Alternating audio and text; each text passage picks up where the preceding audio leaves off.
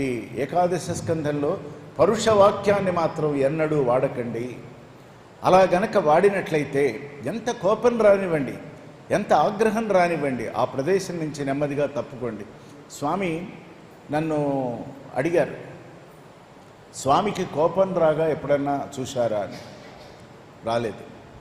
కోపాన్ని ఆయన ప్రదర్శించారు, జస్ట్ అభినయించారు. దానికి ఒక కథ చెప్పారు.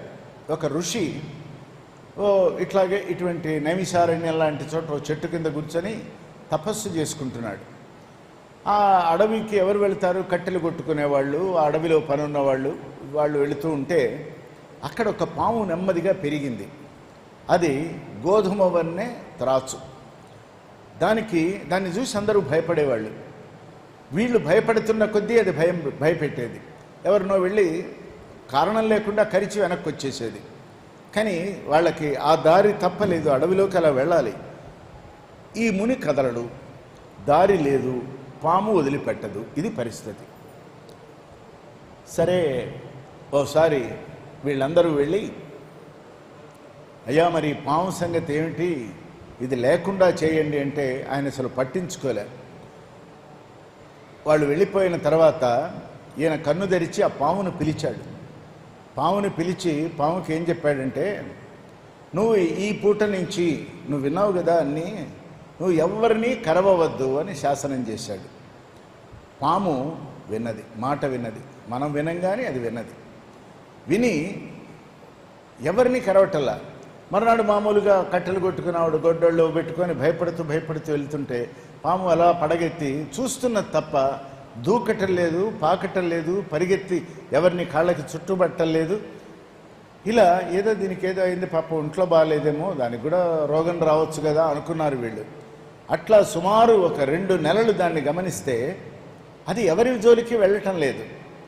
అప్పుడు మనిషిలో ఉన్నటువంటి రాక్షసుడు బయటకు వచ్చాడు. చూడండి, వాడు ఏం చేశాడంటే, ఈ పాముని ఇది మనని ఎంత యాతన పెట్టింది, బహుశా దీనికి ముసల్తనమో ఏదో జాడ్యమో శరీరానికి వచ్చింది, దీన్ని లేకుండా ఆ మునేమో ఏం చేయటల్లా, పట్టించుకోవటల్లా, మనమే దీన్ని చంపేద్దాము అని రాళ్ళు పెట్టి కొట్టారు. రాళ్ళు పెట్టి కొట్టేపటికి దాని ఒళ్ళంతా గాయమైపోయింది. గాయమైపోతే అందరూ వెళ్ళిన తర్వాత పాపం అది నెమ్మదిగా ఆ ముని దగ్గరకు వెళ్ళి, నువ్వు చెప్పిన మాట విన్నాను, అప్పుడు కనీసం నా జోలికి వచ్చేవాళ్ళు కాదు, నేనంటే కాస్త భయపడేవాళ్ళు. ఇప్పుడు నన్ను ఇదిగో నా దేహమంతా రక్తసిక్తమైపోయింది, రేపో మాపో నా ప్రాణం ఇంకో 4 రాళ్ళు వేస్తే పోతుంది, ఎందుకు ఇటువంటి సలహా ఇచ్చావు స్వామి అని అడిగింది. ఆయన అన్నారు, సహజ ప్రవృత్తిని నువ్వు కోల్పోయిన తర్వాత కరవవద్దు అని చెప్పాను కానీ బుసగొట్టద్దు అని చెప్పానా అన్నాడు ఆయన. అది బుసగొడితేనే వాళ్ళు వెళ్ళిపోయి ఉండేవాళ్ళు. పాపం ఆ ఇంటర్ప్రిటేషన్ దానికి తెలియక పాము సాత్విక గుణాన్ని పూర్తిగా అలవాటు చేసుకుంది. కనుక సాత్వికంగా ప్రపంచంలో ఉండాలి. స్వామి ఎవరి మీద ఆగ్రహించిన దాఖలా ఒక్కటి లేదు. అలాగే మనం వారిట్లా వీరిట్లా అని ఒక విశ్లేషణ చేస్తాం. స్వామి ఈ ప్రపంచంలో ఉన్న లేదు ప్రపంచం నుంచి వెళ్ళిపోయిన ఏ వ్యక్తిని గురించి కూడా he never pronounced any judgement, never. ఎప్పుడన్నా చెప్తే శంకర భగవత్పాదులు సనాతన ధర్మ వాంగ్మయాన్ని ఎలా నిలబెట్టారు, రామకృష్ణ పరమహంస అబ్బో ఎట్లా చేశారు, ఈశాన్య భారతంలో చైతన్య మహాప్రభు ఎంత గొప్పగా సంకీర్తన భజన సాంప్రదాయాన్ని ఇచ్చి హరినామాన్ని కలియుగంలో మొదలుపెట్టిన చైతన్య మహాప్రభు, అలాగే శంకర భగవత్పాదుల భజగోవిందం, రామకృష్ణ పరమహంస. మనిషి మానవ జన్మ ఎత్తిన తర్వాత అన్నీ తెలుసుకోవటం ఒక ఎత్తు అయితే తనను తాను తెలుసుకోవటమే సర్వోత్తమమైనదని చెప్పిన భగవాన్ రమణ మహర్షి అని ఇలా చెప్పేవారు. ఈ ముగ్గురిని ఎక్కువ ప్రస్తావన చేశారు, ఇంకెవరిని ఎక్కువ చెప్పేవారు కాదు. కానీ వాళ్ళ ఎవరి పట్ల ఆయనకి ఏ రకమైన వ్యతిరిక్త భావం లేదు. ప్రపంచంలోకి అనేక మంది వస్తారు, అనేకమైన డైనమిక్స్తో వస్తారు, అనేకమైన ప్రవృత్తులతో వస్తారు, అనేకమైన మనోప్రవృత్తులతో చిత్తవృత్తులతో వస్తారు. వారు వారి వారి పరిధిలో అంతవరకు మాత్రమే ప్రవర్తించగలరు. అందరూ స్వామిలాగా ప్రవర్తించగలిగితే ఇంకా స్వామి ప్రత్యేకత ఏమీ ఉండదు, మనం చేయలేము అసలు. కాబట్టి ఈ ప్రసన్నమైనటువంటి వదనము, సరళమైనటువంటి వాక్యము మనకి ఆనందాన్ని కలిగించే భాషని మనం వాడాలి. మన మనస్సుని పరమాత్మ వైపు తిప్పగలిగినటువంటి భాషని మనం వినియోగించాలి. మీరు స్వామివి ఎర్లీ డేస్లో ఉపన్యాసాలు వింటే అసలు ఆ ధారణ, ఆ వేగం మామూలు వాడు మాట్లాడలేడట్లా. మొత్తం 28 నిమిషాలు దాటి మాట్లాడేవారు కాదు ముందు. ఆ 28 నిమిషాలు పట్టుకోవటం కష్టమయ్యేది, అంత ధారాళంగా మాట్లాడేవారు. ఆ మాట్లాడిన దాంట్లో ఒక్క పొల్లు లేదు, ఒక ఇది ఉండకుండా ఉంటే బాగుండును అన్నటువంటి భావన లేని అటువంటి ఆ సరళమైనటువంటి భాషలో భారతీయ వాంగ్మయాన్నంతా కూడా మనకి 3824 లెక్చర్స్, దివ్యోపన్యాసం అని మనం పేరు పెట్టుకున్నాం. ఆ వాటి ద్వారా భారతీయ సంప్రదాయాన్ని, భారతీయ సంస్కారాన్ని, జీవన విధానాన్ని, పల్లెలే పట్టుగొమ్మలు అన్నటువంటి ఒక భావనని, ఎందుకంటే పల్లెలు ఈవేళ మనం అయిపోయినాయి లేవని అనుకుంటున్నాం, కానీ చెయ్యగలిగితే సేవ గ్రామానికే చేయాలి. నగరం వాడికి సేవ అక్కర్లేదు, వాడి కోరికలు చాలా తీవ్రంగా ఉంటాయి. ఇక్కడ కోరికలు ఉన్నాయి, గ్రామంలో అవసరాలు ఉన్నాయి. కోరికలు తీరుస్తూ వీడిని పోషిద్దామా, అవసరాలను కాపాడుకుంటూ వాడిని రక్షించుకుందామా? వ్యవసాయం చేసేవాడు గ్రామంలోనే ఉండాలి అంటే పాత్రత ఎరిగి మనం దానం చేయాలి. అది విద్య కావచ్చు, డబ్బు కావచ్చు, ఏది కావచ్చు, పాత్రత. దాని ఎండ్ రిజల్ట్ ఏమిటి? మనం ఒక 10 రూపాయలు వ్యక్తికి మనం ఇచ్చాం, అది ఎలా కాబోతున్నది? దాన్ని అతను వినియోగిస్తున్నాడా, దుర్వినియోగం చేయిస్తున్నాడా, లేదు తనకున్న వ్యసనాలకి దాన్ని వాడుకోబోతున్నాడా? మన ఎందున్నటువంటి మంచి భావాన్ని వాడు తీసుకొని ప్రపంచంలో చెడును వ్యాప్తి చేస్తున్నాడా? అందుకనే పాత్రత ఎరిగి దానం చేయాలి. దానం చేయటం అంటే ఇవ్వటమే. మన ఊరికే దానం అనే మాట అంటాం. మనకెవరో డబ్బు ఇచ్చారు, వాళ్ళకి ఊరికే రాలేదు కదా, చాలా కష్టపడితే, చాలా ఒక సంకల్పం చేసుకుంటే ఆ డబ్బు ఉన్నది, తెచ్చి ఇచ్చారు. దాన్ని ఏం చేయాలి? ఏ పవిత్రమైన హృదయంతో అది మనకి ఇవ్వబడిందో దానిని మళ్ళీ పవిత్ర కార్యక్రమానికి మాత్రమే వినియోగించాలి. దానిని స్వార్థ ప్రయోజనానికి కానీ, వ్యక్తిగతమైనటువంటి అవసరానికి కానీ, మన కోరికలు తీర్చుకోవటానికి కానీ మనం చేసినట్లయితే ఏమవుతుంది? పైకి ఏం అయినట్టు కనిపించదు. ఏముంది, డబ్బు వచ్చింది, ఏదో అది కొన్నాడు, ఇది కొన్నాడు, ఇది వచ్చింది, అది వచ్చింది. అది కాదు. ఎప్పుడైతే స్వామి చెప్పిన ఆ మాట ఎంత గొప్ప మాట అంటే, when something is given to you, it is not to you alone, it is through you to the world. దీన్ని ఎలా మర్చిపోతాం? నీకెవరన్నా 10 రూపాయలు తెచ్చి వాకిట్లో ఇచ్చారంటే నీకోసం వాళ్ళు ఇవ్వలే, నీకోసమే కాక ప్రపంచం మొత్తానికి చెందేట్లుగా మీ భావంలో మీరు చేయండి అని మీకు అప్పచెప్పారే తప్ప వాళ్ళు మీకేమీ ఇవ్వలేదు. మీ ద్వారా భగవంతుడు ఇచ్చారు. మరి ఆ ఇచ్చిన వాళ్ళకి ఎవరిచ్చారు? భగవంతుడే సంకల్పం కలిగించాడు. కనుక ఫైనల్ అనాలిసిస్లో ఏం తేలుతుందంటే, మనకు 10 రూపాయలు ఇచ్చారు అంటే భగవంతుడు ఇచ్చాడు, భగవంతుడే మనకి తెచ్చి ఇచ్చాడంటే మనం దాని భగవత్ కార్యక్రమానికో, సంఘ సేవకో, ఎక్కడన్నా నలిగిన వాళ్ళు ఉంటే వాళ్ళకి కాస్త ఆసరాగానో ఆ ధనాన్ని మనం వినియోగించాలి. ఇది ఎక్కడి నుంచి వస్తుందంటే అంతఃశుద్ధిలో నుంచి మాత్రమే వస్తుంది. ఆ అంతఃశుద్ధి లేని నాడు మనకి ప్రతిదీ ఆకర్షణే, ప్రతిదీ అవసరమే, అక్కరలేనిదంటూ ఏమీ ఉండదు, అన్నీ మనం పొందుతూనే ఉండాలి. ఇక 4వది వేషం. వేషం అంటే బట్ట కట్టుకోవటం. అది మామూలుగా ఏమనుకుంటామంటే అందరికీ కావలసినట్టుగా we have to present to the world, అందుకని బాగా చక్కగా మంచి వేషంలో ఉండాలి అని, సముచిత వేషంలో ఉండాలి అని, సమయానుకూలమైన వేషంలో ఉండాలి అని కదా, ఇవన్నీ మనకి చెప్పారు పెద్దలు. అవే గనక నిజమైనట్లయితే స్వామి తమ 14వ ఏట తల్లిని కుటుంబాన్ని వదిలిపెట్టి మీకు నాకు ఎట్టి సంబంధము లేదని బయటకు వచ్చిన నాడు ఏ డ్రెస్ కట్టుకున్నారో తమ శరీరాన్ని వదిలిపెట్టుతున్నటువంటి 86వ ఏట వరకు కూడా అదే డ్రెస్లో ఉన్నారు ఆయన. అదే డ్రెస్, మార్పు లేదు. అంటే ఏమిటి? దేహమే ఒక వస్త్రంగా, ఆ వస్త్రం అందరికీ ప్రదర్శించేది కాదు గనక మానాన్ని కాపాడుకోవటానికి, అందరిలో చక్కగా కనిపించటానికి ఆ డ్రెస్ వారు ఎన్నుకున్నారే తప్ప దానికి ప్రత్యేకత ఏముంది అన్నారు స్వామి. ఆ రోజుల్లో ఇలస్ట్రేటెడ్ వీక్లీలో ఏఎస్ నారాయణ అని చాలా గొప్ప జర్నలిస్ట్ ఆయన స్వామిని అడిగారు, స్వామి మీరు స్వామి యుక్త వయస్సులో చాలా అందం, మామూలు అందం కాదు, మహా తేజస్సుతో ఉండేవారు. ఆ తేజస్సుతో ఉన్నప్పుడు స్వామి you look very very beautiful, you are both masculine and feminine. మిమ్మల్ని ఒకవైపు చూస్తే ఒక అద్భుతమైన స్త్రీమూర్తి వయ్యారంగా నడిచి వచ్చినట్టు ఉంటుంది, రెండో వైపు చూస్తే ఒక కొదమసింహం నడిచి వచ్చినట్టు ఉంటుంది. మరి మీరు ఈ కాషాయం ధరించారేమిటిది? సన్యాసులు కదా ధరించవలసింది అంటే, సన్యాసులు అంటే ఎవరు? సమన్యాసం చేయగలిగిన వారే సన్యాసులు, అన్నింటినీ సమదృష్టితో చూడగలిగిన వారే సన్యాసులు, అన్నింటి యందు ఏకాత్మభావంతో ఉన్నటువంటి వారే సన్యాసులు. నేను సన్యాసిని కాదు, నేను యోగిని కాదు, నేను భోగిని కాదు, నేను స్త్రీని కాదు, పురుషుణ్ణి కాదు, నేను బాలుడను కాదు, వృద్ధుడను కాదు, నేనైన నేను.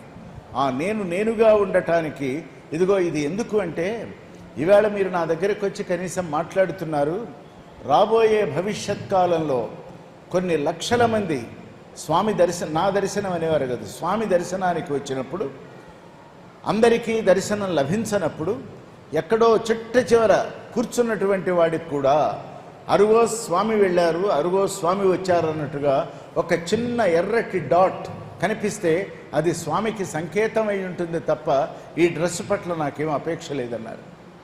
మంచి సిల్క్ డ్రెస్ వాడచ్చు కదా. స్వామికి తొలినాళ్లలో మైసూరు భక్తులు ఎక్కువగా ఉండేవారు. వాళ్ళు మైసూరు నుంచి తాన్లు కావాలంటే తెచ్చిస్తారు, స్వామికి కుట్టించి కూడా ఇస్తారు. He chose only cotton.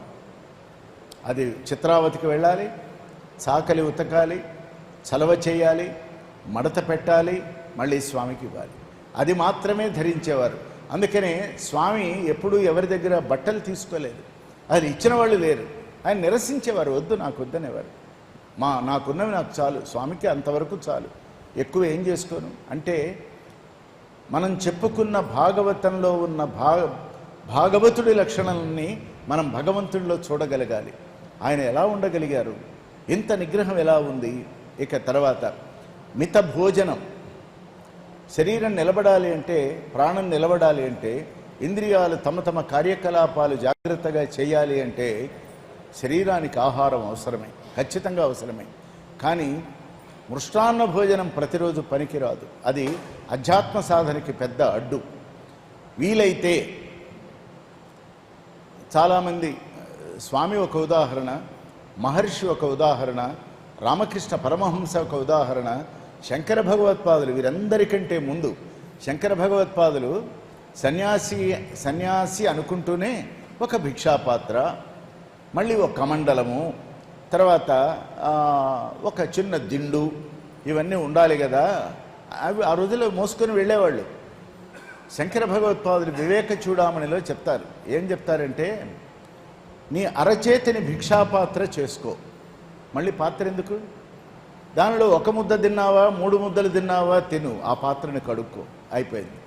నీకు పొజిషన్, వస్తువులు అక్కర్లేదు. రెండవది, భగవంతుడు నీకు ఒకటి అమర్చాడు. ఆ అమర్చింది ఏమిటంటే, నీ మోచేతిని దిండుగా భావించి, దిండు నీ దగ్గర ఉన్నది అనుకో. చూడండి, హంసతూలికా తల్పం మీద, లేకపోతే ఈవేళ ప్రపంచంలో అమ్మబడేటువంటి అత్యద్భుతమైన మ్యాట్రెస్ల్లో దిండు కూడా వాళ్ళు ఇస్తారు కదా. అంత దిండు మీద పడుకున్న ఇంత ధనవంతుడు చివరగా వాడికి నిద్రపట్టాలంటే మోచేయి పెట్టుకొని నిద్రపోతాడు. అంటే మోచేయి అనేది అత్యంత సహజమైన తలకడ, అది తల దగ్గర ఉండేది కాబట్టి తలకడ. కాబట్టి మనం వస్తువు ద్వారా ఇవన్నీ ఉండాలనుకున్నాం, పరమేశ్వరుడు మనకన్నీ అనుగ్రహించాడు. ఇక దాహం.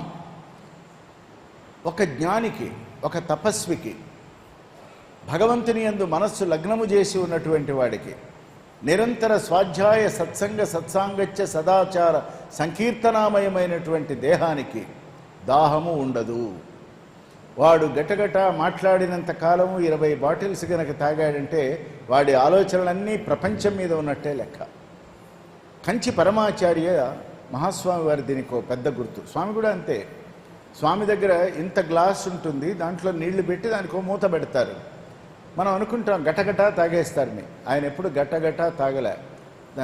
దాన్ని ఎంత మర్యాదగానో ఆ మూతను కూడా అలా విసిరేయటం అలా ఉండదు, ఇలా నెమ్మదిగా తీసి పక్కన అంటే సరళ స్వభావానికి ఆ గ్లాస్ నెమ్మదిగా తీసుకొని పెదవులకి అంటకుండా ఒక గుక్క ఈ గొంతు జారేదాకా పెట్టి మళ్ళీ ఆ గ్లాసుని భద్రంగా అదే ప్లేస్లో పెట్టి మూత పెట్టి అప్పుడు మళ్ళీ తమ పని తాము చేసుకునేవారు. అంటే మనం ప్రతిదాని యందు ఒక అలక్ష్యము నిర్లక్ష్యము రెండు. పోతే పోయింది, వస్తే వచ్చింది, ఇది పోతే ఇంకోటి అంటాం, ఇది పోతే ఇంకోటి వస్తుందో రాదో, ఉన్నదాన్ని నిలబెట్టుకుంటే చాలు కదా. ఆ పోతే పోయింది ఇంకోటి వస్తుందంటే పోయే శరీరం ఎలాగూ పోతుంది, ఇంకోటి వస్తుందో రాదో అలా గమనించాలి. మళ్ళీ ఇటువంటి జన్మ మనకు ఏర్పడుతుందో లేదో, ఒకవేళ ఏర్పడినా ఈ భగవద్భావన ఉంటుందో లేదో, ఉన్న ఈ పుణ్య కార్యక్రమాలు చేయాలనే మనస్సుతో వస్తామో లేదో, మళ్ళీ భగవంతుడు అవతారమూర్తి రోజుకు అవతారం ఎత్తి వస్తాడా? వచ్చారు, ఇప్పుడు వచ్చారు. 5500 సంవత్సరాల తర్వాత ఒక పూర్ణావతారంగా సత్యసాయి భగవానుడు వస్తే మళ్ళీ ఒక జనరేషన్ ఎప్పుడు మళ్ళీ ఇటువంటి అవతారం వస్తుందో తెలియదు. కాబట్టి ఏ పరమాత్మ ఒక గురుస్వరూపంగా మన ముందు ఉన్నారో, మనతో ఉన్నారో, అటువంటి వారి యందు మనకి నవవిధ భక్తులు ఏవైతే ఉన్నాయో అన్నీ వారితో చక్కగా అలవాటు చేసుకోవాలి. అంటే అందరూ అలా ఉండగలరా అంటే ఉండలేరు. ఉండగలిగింది ఏమిటంటే ఎప్పుడూ చెప్పే 3 పదాలు. ముందు సమర్పించుకోవాలి, భగవంతుడికి సమర్పించుకోవాలి, శరణాగతి పొందాలి. అన్యథా శరణన్నాస్తి అనేటువంటి భావనలో ఉండాలి. ఏది రాని, ఎన్ని సంపదలు అనగూడని, ఎన్ని శాస్త్రాలు తెలియని, ఎంత జ్ఞానం రాని వినయంగా ఉండాలి. వినయమే భూషణం. విద్య, the end of education is character, not a degree కదా. కాబట్టి అది ఇటువంటి స్పిరిచువల్ ఆర్గనైజేషన్లో, స్పిరిచువల్ కాంగ్రిగేషన్లో, ఈ ఆధ్యాత్మిక బృందాల మధ్య మనకు కావలసినటువంటి ఈ భావాలు, మనకు అవసరమైనటువంటి ఈ సూత్రాలన్నీ కూడా ఏకాదశ స్కంధంలో ఉన్నది. మీరు కూడా ఇక్కడి నుంచి వెళ్ళిన తర్వాత భాగవతంలో దశమ స్కంధం వరకు ఇప్పుడు చెప్పినవన్నీ చదువుకున్నా ఏకాదశ స్కంధం మాత్రం వదిలిపెట్టద్దు. ద్వాదశం వదిలిపెట్టినా ఏం పెద్ద నష్టం లేదు. ద్వాదశం ఏం లేదు, కృతజ్ఞతాపూర్వకంగా ముగిస్తుంది అది. 11వది మాత్రమే మన క్యారెక్టర్ని, మన ప్రవర్తనని, మన మనోప్రవృత్తిని, మనం జీవించే విధానాన్ని సరిదిద్ది మనల్ని నిజభక్తులుగా మార్చేటువంటిది ఏకాదశ స్కందం. అది చాలా చాలా అత్యుత్తమమైన స్కందం నా దృష్టిలో. అంటే ఏ అధ్యాత్మతో మొదలైందో భాగవతం, ఏ భక్తితో నిలకడ చెందిందో, ఏ భాగవతుడి యొక్క వేదన, ఆవేదన, సంవేదన, నివేదన ఇవన్నీ దాటి ఈశ్వర కటాక్షం ఎలా లభించిందో ఆ కథలన్నీ వింటూ జీవితాన్ని ధన్యవంతం చేసుకుంటూనే అటువంటి ఒక అంబరీషుడి వలె, ఒక ప్రహ్లాదుడి వలె మనం ఎలా ఉండగలం? అందుకని ఈ విధి విధానాన్ని ఏకాదశ స్కంధంలో వ్యాసుల వారు నిర్ణయించారు. ఇక 4వది, మనకి వ్యక్తుల పట్ల వైముఖ్యం ఉండకూడదు అనుకున్నాం. అట్లాగే అమితమైనటువంటి అనుబంధాలు కానీ, అమితమైనటువంటి ప్రేమానురాగాలు కానీ అవి మనం ఎక్కువగా ఆ లతని పెంచుకోకూడదు. ఒక సన్నజాజి మొక్క ఉంటుంది, ఎక్కడో చిన్న మొక్క, మనకు ఆ పూలు ఇష్టం కాబట్టి పూచేదాకా దానికి తాడు కట్టి కట్టెబెట్టి పెట్టి పెట్టి పెట్టి మొత్తానికి దాన్ని తీగ పాకిస్తాం. పాకించాక విస్తృతమైనప్పుడు పందిరి వేస్తాం, పూలు పూయటం మొదలు పెడుతుంది. కానీ గమనించండి, చాలా కాలం పూలు పూస్తుంది, కానీ మొదలు నెమ్మదిగా ఎండిపోవటం మొదలు పెడుతుంది. సన్నజాజి చెట్టు యొక్క లక్షణం.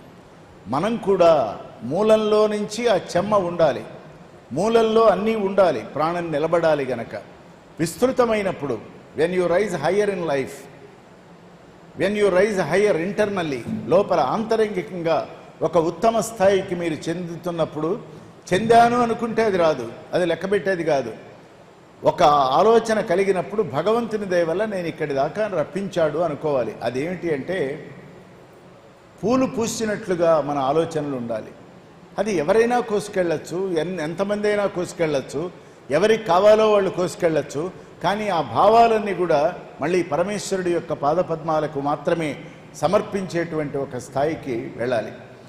ఇవాళ ప్రశాంతి నిలయం వెళ్ళిన వాళ్ళకి లేడీస్ సైడ్ ఇప్పటికీ ఒక సన్నజాజి పందిరి ఉంది. దాని కింద స్వామి ఆ రోజులలో ఉపన్యాసాలు ఇచ్చేవారు నేల మీద కూర్చొని. అలాగే వాళ్లతో వెన్నెల రాత్రులతో, లేడీస్ కాదు, జెంట్స్ అండ్ లేడీస్ అక్కడ కూర్చునేవారు, కూర్చొని మాట్లాడేవారు. అది ఆ చెట్టు ఇంకా స్వామి దేహాన్ని వదిలిపెట్టారు కానీ ఆ చెట్టు ఇంకా అక్కడే ఉన్నది. ఎందుకని ఆ చెట్టుని అంటే ఇగో ఈ భావం చెప్పడానికే. ఏదో సందర్భంలో స్వామి చెప్పిన మాట ఇది. పూలు పైపైన పూస్తూ ఉంటాయి, వేళ్ళన్నీ ఎక్కడో లోతుగా ఉంటాయి. ఈ పైన ఏం జరుగుతున్నదో దానికి తెలియదు. నీళ్లు అందించటమే వేళ్ల పని. ఆ నీళ్లని అందుకొని ప్రాణాన్ని నిలబెట్టుకొని ఆకులకి అందించటమే కాండము పని, తీగ పని. పూలు పూయటం పైదాని పని. మరి ఇంత భగవంతుడు చేశాడు. అలా కొయ్యగానే 50 పూలు చేతికి వస్తున్నాయే, నువ్వు ఒక్క సంపెంగ పువ్వునో ఓ సన్నజాజి పువ్వునో సృష్టించగలవా? ఈ ప్రశ్న వేశారు. సమాధానం ఒకటే, మనం చేయలేం. కాబట్టి ప్రకృతిలో పరమేశ్వరుడికి వినియోగించేట్లుగా మనం ప్రతి వస్తువుని అలా వినియోగించాలి. ఇప్పుడు యజ్ఞం జరుగుతున్నది, హోమాలు జరుగుతున్నాయి, ద్రవ్యాలన్నీ ఇక్కడ ఉన్నాయి, పుష్కలంగా ఉన్నాయి, మామూలుగా లేవు. మరి ఈ పుష్కలంగా ఉన్నటువంటి ద్రవ్యాలన్నీ ఎవరైనా తమ కోసం వాడుకుంటున్నారా? మనమైనా పోనీ మాకు అది కావాలండి, ఇది కావాలండి, మా ఇంట్లో అది లేదు అంటలా. భగవంతుడికి అర్పించడానికి వినియోగం జరుగుతుంది. ఆ వివిధ వస్తువులు ఇక్కడికి చేరుతాయి. మనం కూడా మనకు ఏర్పడిన జ్ఞానం కానీ, సంపద కానీ, అవకాశాలు కానీ ఇవన్నీ కూడా పరమేశ్వర సంకల్పితంగా మన వాకిట్లోకి వచ్చినాయి. ఆ జరుగుతున్న దాంట్లో మనకు కూడా ఒక యోగాన్ని కల్పించారనే భావన వలన అంతరంగ శుద్ధి కలుగుతుంది. ఇది అత్యంత ప్రధానమైనటువంటి విషయం. దేనికదే. ఇక ఆ తర్వాత ఈ అరిషడ్వర్గాలు ఒక 6. ఆ 6 మనకు తెలుసు. శంకర భగవత్పాదులు శివానంద లహరిలో చెప్తారు ఒక మాట. కిరాత రూపంలో శివుడు వచ్చి కిరాతార్జునీయంలో ఒక విల్లు పట్టుకొని వేటాడుతున్నాడు. అడవి మృగం కోసం ఒక అడవి పందిని పట్టుకోవాలని ఆయన వేటాడుతున్నాడట. వేటాడాడు. దాని మీద అర్జునుడికి ఆ శివుడికి, మాయావేశంలో ఉన్న శివుడికి ఘర్షణ జరిగింది. ముందు నేను వేశానన్నాడు, ముందు నేనే వేశానన్నాడు. ఇద్దరు కాసేపు అనుకున్న తర్వాత వేసినవాడు నువ్వు కాదు, నేను కాదు, వేయించినవాడు ఎక్కడో ఉన్నాడని ఇద్దరు నిర్ణయించుకున్నారు. అటువంటి ఆ కథని ఆధారం చేసుకొని భగవత్పాదులు శివానంద లహరిలో ఏం చెప్తారంటే, ఓ ఆదిశంకర, ఆది కింకర, నువ్వు ప్రపంచంలోకి వచ్చి అరణ్యంలో జొరబడి స్వేచ్ఛగా హాయిగా సంచరించే ఆ జీవుల మీద నీ బాణాన్ని ఎందుకు ప్రయోగిస్తున్నావు? ఎందుకు వాటిని వేటాడుతున్నావు, వేధిస్తున్నావు, చంపుతున్నావు? ఒక్క పని చేయి, అదే బాణాన్ని నా గుండె వైపు సారించి అనుసంధానం చేయి. బాణప్రయోగం నా మీద చేయి. 6 మృగాలు నాలో తిరుగుతూ ఉన్నాయి, అరిషడ్వర్గాలు అనేటువంటి 6 మృగాలు. ఆ 6 మృగాలని నువ్వు సంహారం చేస్తే నువ్వు దైవానివి. నువ్వు చేయవలసిన పని అది, అమాయకమైనటువంటి జంతువుని చంపటం కాదు అంటారు. అంటే పరమేశ్వరుడిని కూడా ప్రార్థించే విధానం అది. అందుకే ప్రార్థన మానవ జీవితంలో అత్యంత ప్రధానమైనటువంటిది. ఆ ప్రార్థనే రుద్రంలో వచ్చినప్పుడు అది నమ్మకమైంది, చమకమైంది. అదే అనేక ఇన్వొకేషన్స్ అయినాయి. అంటే దైవతాన్ని ఆహ్వానం చేయటం, ఆవేశింపజేసుకోవటం, తనలో తాను దాన్ని నిలబెట్టుకోవటం, తద్వారా భక్తుడిగా తాను చేయవలసిన కర్తవ్యాన్ని చేసి నీ దయ వలన, నీ అనుగ్రహం వలన, నీవిచ్చిన అవకాశం వలన నేను ఇంతవరకు చేయగలిగాను, ఆ చేయబడటంలో నన్ను ఉంచావు, నన్ను ఇలాగే ఉంచు అని ప్రార్థించాలి. మనం కూడా అడుగుతాం కదా, సేవ ఇవ్వమని అడుగుతాం. ఇట్లాగే సేవ ఇస్తూ ఉండమని కూడా అడుగుతూ ఉండాలి. అదే నిజమైనటువంటి ప్రార్థన. అలాగే నాకు సేవ ఇవ్వు, నాకు అవకాశం ఇవ్వు అనటం ఒక ఎత్తు అయితే, నీవిచ్చిన ఈ అవకాశం అంతా కూడా ఈ ప్రపంచానికి ఆనందం కలిగించుగాక, దానిలో ఉన్న ఆనందరసాన్ని నువ్వే ఇవ్వాలి అని. కాబట్టి ప్రార్థన ఉండాలి మనకి. ప్రార్థన అంటే నాట్ కన్ఫెషన్. నేను ఈ పాపాలన్నీ శనివారం దాకా చేశాను, ఆదివారం నాటికల్లా మొత్తం వాషౌట్ అయిపోయినాయి, మళ్ళీ సోమవారం నుంచి కొత్త పాపాలు చేస్తాను కాదు. అది హైందవ ధర్మంలో లేదు. హైందవ ధర్మంలో ఏముందంటే, మనము చెడు తలపు తలచినా, చెడు పని చేసినా, చెడు తలపెట్టినా మనం కర్మఫలాన్ని ఈ శరీరం వదిలిపెట్టేలోగా అనుభవించాలి. మనం చూసాం, చాలామందిని చూసాం. ఇక్కడే అనుభవించి అక్కడి నుంచి వెళ్ళిపోతాడు, ఆ దేహం వదిలేస్తుంది ఆత్మ. కాబట్టి మనం చాలా నిగ్రహించుకోవాలి మనస్సుని. మనకి కావలసింది దొరకనప్పుడు మనిషిలో ఒక ఘర్షణ ఏర్పడుతుంది. దానిలో తాను అసమర్థుడు గనకైతే ఆవేశం పెరుగుతుంది. నేను అనుకున్నది అనుకున్నట్లుగా జరగలేదు, నేను కోరుకున్నది కోరుకున్నట్లుగా జరగటం లేదన్నప్పుడు లోపల ఉన్నటువంటి అహం విజృంభించి అది క్రోధమై, అది ద్వేషమై, అది పగై, అన్ని విధాల చెడువైపు మానవుడిని మనస్సును నడిపిస్తుంది. గనక ఇక్కడ ఆయన అంటారు, మనం ఏకాదశి వ్రతం అంబరీషుడు చెప్పుకున్నాం. ఓ దూర్వాస మహాముని, ఆయన కోపం ఎందుకు ఉండాలి?